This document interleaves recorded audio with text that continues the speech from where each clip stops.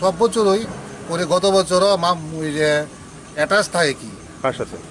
আমরা মামুনি রায় plus friends club.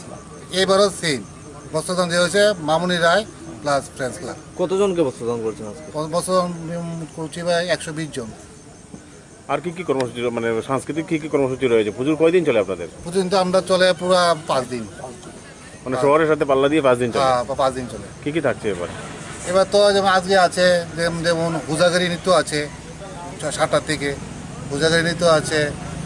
বৈরাজ্য Assam থেকে এই যে নাটকের আছে, কালচারাল প্রোগ্রাম আছে। আগামীকালকে দুপুর 12টার থেকে 3টা পর্যন্ত আমাদের টোটাল পঞ্চায়েত, পুরা শুধু আমাদের ক্লাব পঞ্চায়েত না, টোটাল দুই পঞ্চায়েত মিলে ওই অন্নভোগের আছে, ব্যবস্থা আছে 12টার থেকে 3টা পর্যন্ত।